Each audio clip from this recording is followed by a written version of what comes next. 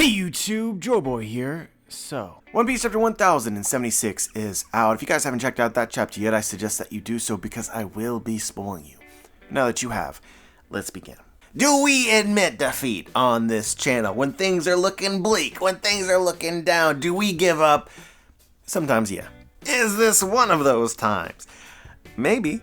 Look, man, it's really tough to speculate things going on with the Trader and Vegapunk right now. It's really tough, but we can still do it. But we're getting into the territory of let's speculate everything and just see what sticks. But at the same time, I've never been more excited to actually know who the Trader is. It really took until this chapter for me to fully invest in that and be like, look, Oda, please tell me, I have to know. And the main thing which sealed the deal for me was the end of the first half of this chapter, where we see Vegapunk chilling in a room with agents of CP0 who have been there for a while. They've been captured over the last several months, having visited Egghead, being attacked by sea beasts, and apparently the Stella Vegapunk had no idea about any of this. Just something about that scene makes me want to reread the whole arc, because I feel like there are conclusions that we can come to and we can deduce based on what we have. But I think more than anything, what this accomplished was this confirmed that there is actual drama here. Maybe confirmed is too strong of a word, maybe not, but for sure things are happening that the Stella Vegapunk is not aware of, which suggests deception, suggests betrayal, and Vegapunk possibly being framed. And the number of characters that we know about that have been in Egghead over the last several months that could have accomplished this is not very big. And this pretty much has to be what we've been speculating the whole damn time, one of the Vegapunks. We just have to figure out which one it is, or if there's a curveball. This also tells us that whoever has captured the Stella Vegapunk in the present story is the same person that has been acting against his wishes over the last several months, because Vegapunk has been taken to a very specific hidden place. One apparently he knew nothing about. And I just want to make sure I'm clear here, right? It's suggested that one of the reasons why the government is targeting Vegapunk is the missing Cypherpole ships that had arrived to Egghead. If Stella Vegapunk himself knew nothing about this, then he was actually framed. Our friendly neighborhood humble genius got played. So I feel like we've talked about all the various Vegapunks that we know of, the altars. We've talked about them a lot, and we've, over the last several chapters, here or there, made arguments for or against pretty much all of them. I want to make sure you guys understand that I'm not discounting anything. Anything could technically happen. It's really tough to predict this sort of thing. But I really don't like Pythagoras or Edison or any of the other altars that are not as prominent. Atlas. I really just feel, aside from what we've actually gotten in the story, that they're not as important, and therefore the reveal of them being a traitor wouldn't hit as hard. I think that you also have to tie yourself into knots to argue for some of them, because like for instance, Pythagoras got blown up, Atlas got wrecked, York got turned to stone. It just feels like they're probably not the traitor if CP0 or the government is more than willing to disappear them. But I say that, but that's part of the reason why all of this seems so complicated or convoluted. I have a sense that we might be missing something. Lucci revealed that his actual mission was to kill all 7 Vegapunks. We've deduced that it pretty much has to be one of the Vegapunks that's betraying the others. At the same time, are they actually on the government's side or working directly with the government? When CP0 sets out to kill them all, it certainly makes you question the notion. But anyway, let's pull out of the weeds for a second and go back to what I think that the chapter is actually trying to convince us of. We know that the Sea Beasts have been attacking CP0 ships that have been arriving over the last several months. The same person that did this or is involved in this in some way is likely the person that captured Stella Vegapunk, no matter the complications around this. So let's simplify the question, who got the Stella Vegapunk? And our key detail here is that the Sea Beasts attacked CP0 and Stella Vegapunk was not aware of it. The Vegapunk that we have that is most closely associated with the Sea Beasts is Lilith. I believe that this chapter is trying to convince us, once again, from the very beginning, right, Lilith was always the most obvious traitor based on the information given. She's the one at every turn that wants to fight, that wants to escalate things, and seems to be willing to put the Vegapunks in danger. And Oda literally labels her the evil Vegapunk, so it's not really subliminal messaging. And with this chapter, we're back to her. When CP0 first arrived to Egghead, they tried to get into the island politely, it didn't work, so eventually Lucci just dropped the truth on them, which is that Cypherpole vessels that had gone to Egghead had disappeared afterwards. And so the response to this is generally consistent with what we got from Stella Vegapunk in this chapter. They had no idea. But the reaction which stands out is, of course, Lilith. She says, angrily, "Just what are you getting at? Out with it. You think we sunk those ships, don't you? I've got half a mind to let you dock so that you can see for yourself." I'm not exactly sure how to explain this, but I hope that you guys see it the same way that I do. You can definitely read this dialogue as guilty. And it's made exponentially worse when she says, "Why don't you just come onto the island and check it out for yourself?" Because it seems like Lilith is trying to argue for getting Cypherpole here, which is obviously not what the Vegapunks want. Shaka has already pretty much revealed that he knows that they've come to assassinate him. And we now know that Stussy is a former creation of Vegapunk, loyal to Vegapunk. I mean, Vegapunk should have known. That includes Lilith. There is no question in my mind that this scene right here is designed to implicate Lilith. And really, it just comes down to whether or not you think that she's being framed, or not. At the same time that Lilith is the most obvious suspect, she's also probably the easiest one to be the fall guy. Or girl. I am just waiting for one of the Vegapunks to be like, look, the evil one did it. But if you guys followed the chapter reactions lately, I think I've been pretty consistent in pointing out what I think the chapter is trying to make us talk about or think. And now we've had, I think, 3 chapters in a row which implicates different Vegapunks. This is obviously not a coincidence. But I said from the start that I think that Lilith is the most obvious suspect. She is the one that makes the most sense out of any Vegapunk, and because of that, I think that she is a red herring. But, you know, I've worn these shoes before, we've walked down these paths before. Sometimes the simple solution is the right one. If you guys go back to Wano and Kumurasaki is Hiyori, this is the same conversation that we had then, where essentially I took a big L because I overcomplicated it. So I want to make sure that's acknowledged and known. You can form your own opinion about this. I would almost say that because Lilith is the most emotionally unhinged out of any of the Vegapunks, maybe aside from Atlas, it almost makes me trust her more. Like, her reactions to things are genuine.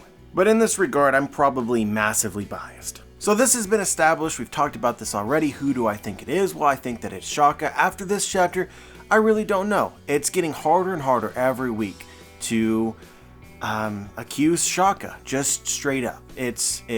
Last week we were grasping at straws. This week I'm not even going to do it because I don't feel like it. We've also said this on multiple occasions in the past. This has been true throughout the story of One Piece. It is hardest to speculate the correct thing the moment before we get the reveal when Oda intends for it to be shocking.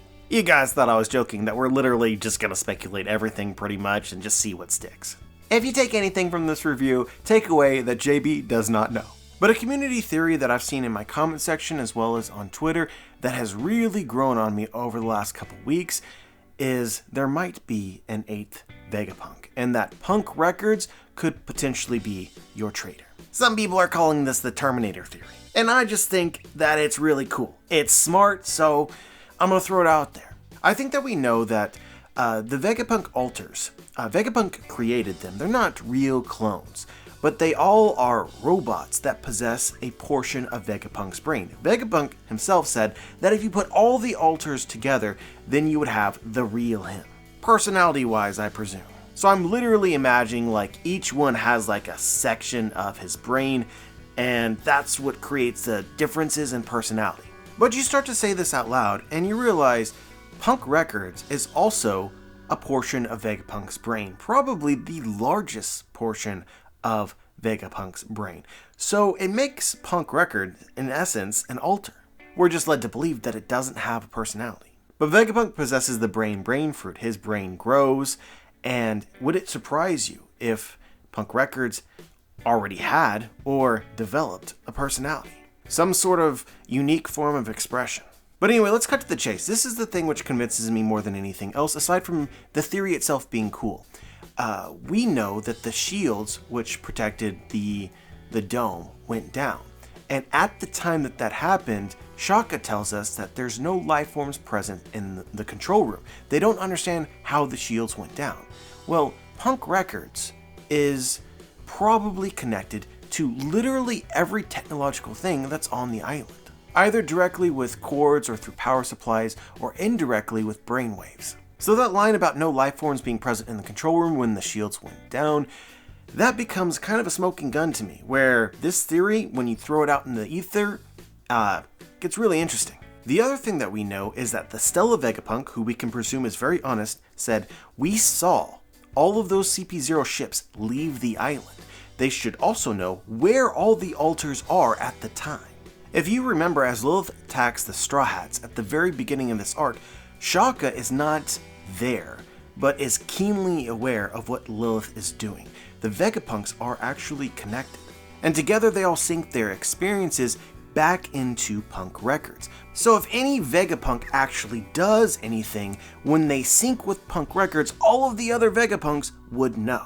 At least that's how I interpret that. And I would guess if they don't think that Punk Records is a sentient life form, probably not. So with it explained in this way, you potentially have two instances where things have happened when no person was actually present.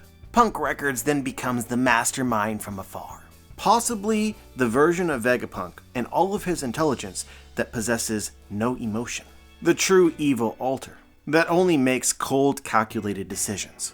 And possibly sees itself as the superior, true version of Vegapunk, which is just an interesting thought in general because we see the Stella Vegapunk, but the Stella Vegapunk doesn't actually have a giant brain, right? He chopped off most of his brain and he has a little antenna instead. It's kind of intuitive that the part of Vegapunk that has the most brain would see itself as Vegapunk, the Stella. But yeah, the other reason that I like this theory is that after reading this chapter, I feel less certain about literally every Vegapunk alter. I no longer feel strongly about any one of them being the traitor, particularly given that I'm simping so hard for Lilith. So to add a new, mysterious Vegapunk in the background with some cool potential science there and just crazy reveals, it just works on so many levels for me. Not least of which here is just simply having a use for Punk Records. We know Otis introduced it in the arc, it's got to do something. So, and I'm not saying that this is all Punk Records has to offer to the story, but it's a start. So that's going to be our tinfoil for the day. But anyway, I want to make sure that we cover everything that happened in the first half of this chapter before we get to Elbaf, because Elbaf is an exciting conversation by itself. We begin where we ended the last chapter with Seraphims going after CP0. We have Luffy and Zoro. CP0 wants out of their handcuffs, and it's pretty obvious that they're a threat to the Straw Hats, so should you let them out or not? Luffy decides to do it because, I mean, look, he's confident, and he has a reason to be confident. He's literally the strongest person in the room. Lucci doesn't stand a chance, and all he really needs is a promise from Lucci that, hey, you're not going to attack anybody else. If you fight anybody, it's just me. I'll beat you, then you go on your way. After the Seraphim problem is dealt with, of course. Do I love this? Yeah. But I thought it was hilarious that Shaka is here. Obviously, Shaka is like the logic or the good Vegapunk. So he asked Lucci very pointed questions about what his mission is, what his intentions are, and he was just brutally honest. Kaku, meanwhile, is like, you idiot, they're not going to let us out of the cuffs if you answer correctly. All of this, honestly, just reinforces my belief that Lucci is awesome. I don't know what it is. I like straightforward people. Like, no shenanigans, okay, no twisting of words. I have a feeling, and I see it. You could be evil, and I'll like you more for that. We know exactly where you stand. I also thought it was really interesting that Shaka gave Luffy the privilege, I guess, or the authority to make the call. We said this in the last chapter review, and we've said this before, but I don't think that we know Vegapunk too well. Every chapter gives us the opportunity to potentially learn new things about him. But that doesn't stop me from having opinions or impressions, and I really thought that Vegapunk would be more controlling. He's a genius, the smartest person in the room, and with these types of people or individuals just in general, they tend to think they know what's best. I thought that we would get that from Shaka, but instead, he passed off the authority. And I really don't think that he fought for his opinion much at all, aside from the very pointed questions he asked. And at the same time, going back to the conversation about traitors, you know, that we've been suspecting Shaka, this is actually a thing that we had from this chapter, which makes me suspect him less. If Shaka's agenda is for all the Vegapunks to die, except for himself, obviously, then I feel like he would have fought to keep CP0 in handcuffs, because that just presents another obstacle for the Seraphim. Just a random aside there of like a small detail from the chapter, which changes my opinion ever so slightly. But yeah, overall, I thought that the scene was incredible. It's hilarious. It gave us insight about all the characters present, which I appreciate. And then you have the actual battle with the Seraphim. We see that the Mihawk Seraphim S-Hawk has the blade devil fruit that we saw in Alabasta from Mr. One. And you better believe I was ready for that one. I was hoping and praying that S-Hawk had a devil fruit, and this one is, duh.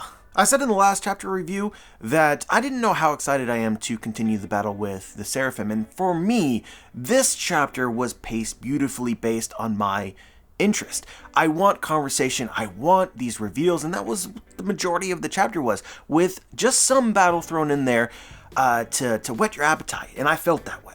And finally, the last thought before we move on, we were introduced to the Stella Vegapunk, and he did some very weird things as he was falling through objects, and this is something that I've noticed about the arc in general, like, for instance, when they first encountered Esper, they had to travel through a wall, and that wall wasn't a wall. They went right through it, and then immediately after they pass through it, they turn around, they knock, and it's solid again. So solid things becoming intangible. This is some sort of power, and I don't think that it's been explained. But of course, we're thinking like some sort of phase-shifting technology. But I'm curious if Stella Vegapunk can use it to escape at all, or if it comes up in any way. Honestly, I just kind of want the holograms that we saw, the giant monsters that just randomly walk around Egghead and don't seem to serve any purpose other than to look intimidating, whether or not they can become solid and actual combatants. I feel like that could be really cool if the Marines arrived to Egghead. If I recall correctly, from near the beginning of this arc, it was actually Atlas's job to fight them for some reason. It was played off as an absurd joke, but I just wonder if something's there. And then you have this line from Vegapunk: "How troubling. This whole affair has been baffling from the start. Word leaking to the government about our research into the poneglyphs should have been impossible." I'm not exactly sure where Stella came to this conclusion that the government knows about their research into the poneglyphs, but he said it, so I presume it's true. This is the detail more than any other, which pretty much tells us that it has to be Vegapunk who is the traitor. One of the versions of Vegapunk. But since we're here, right, and we immediately pan to Elbaf, it just offers the question, the only other group that I can think of that might have some insight about what Vegapunk is doing in regards to poneglyphs is Giants of Elbaf, because they were involved and aware of Vegapunk acquiring Ohara's research after the island burned. So you could pretty much logic it out that if the government is aware that Vegapunk is interested in Ohara's research, Vegapunk is interested in poneglyphs. I mean, those two things go hand in hand. Look, from my experience reading One Piece, there are times, many times, where Oda puts change in perspectives could matter. So when we have Egghead, and then Vegapunk mentions a mystery, the government knows about his research into poneglyphs, and then we immediately pan to Elbaf, which is the only other possible suspects, it just makes me wonder. So I'm not saying that Elbaf or Giants betrayed Vegapunk, but it's a possibility, and from that, if you want to go down the rabbit hole, it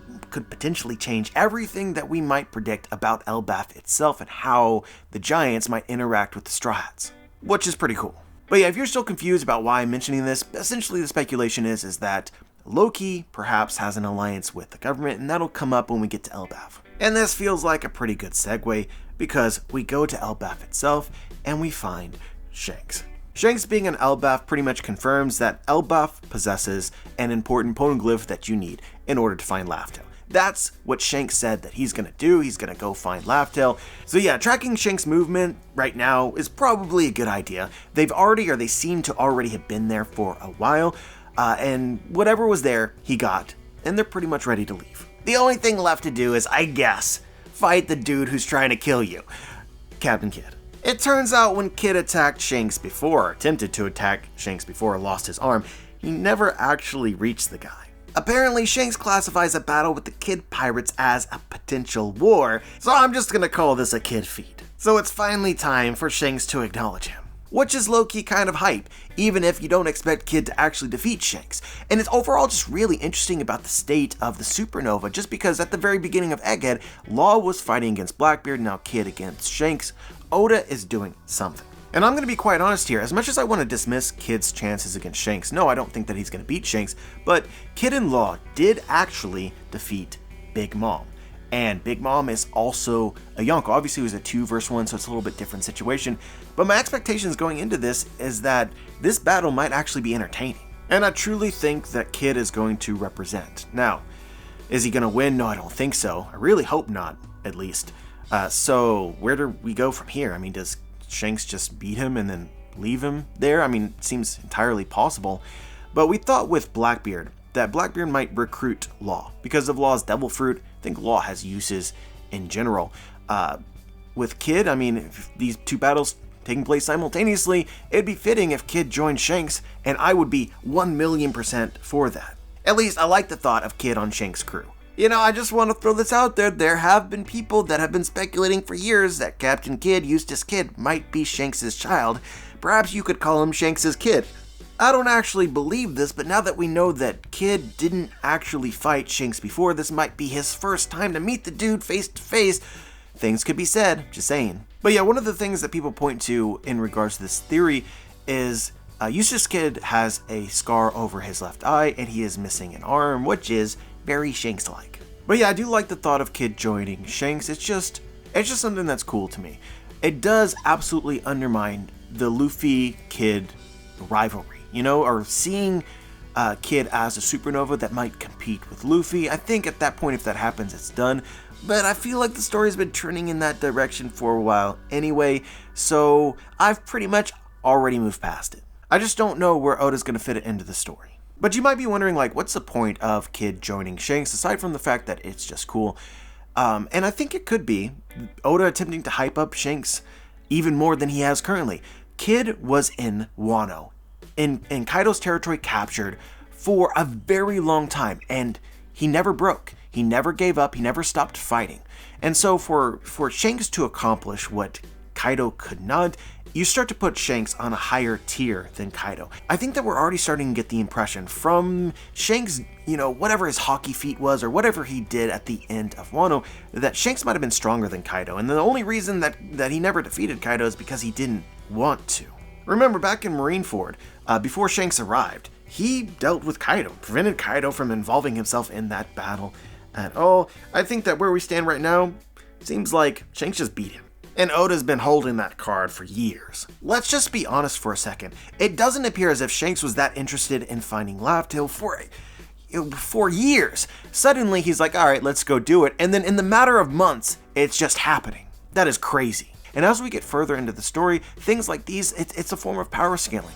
It's important to establish these things and to keep escalating the conflicts. So Oda could be working towards setting the scene for when Luffy finally encounters Shanks, potentially as an enemy, whether the battle is for realsy or serious or not.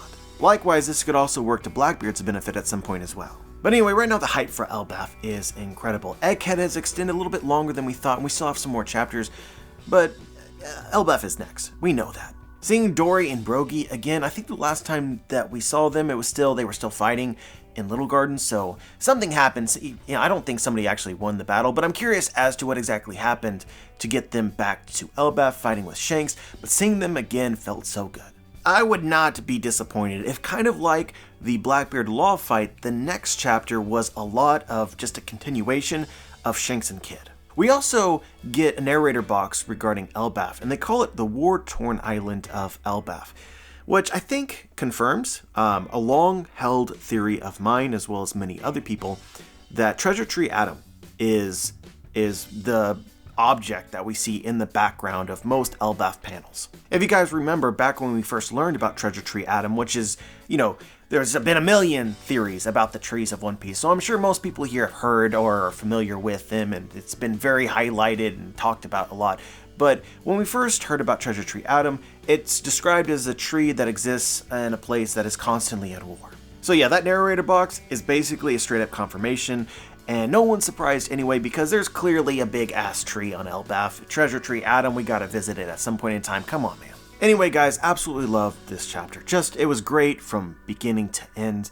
As always, I'm curious as to what you guys think, whether you noticed something from the chapter that I might have missed. Share your thoughts. Remember to check out my book, The Booms, Volume 1. Volume 2 will be releasing on March 17th. I will eventually let you guys know where you can pre-order it. I've been thinking about the timeline regarding that. Basically, we'll talk about it another time. But links for that will be in the description as well as pinned in the comments. And check it out. And if you do, please leave a review. But yeah, like the video, subscribe, click the bell to be notified, join the squad. As always, guys, have a wonderful day.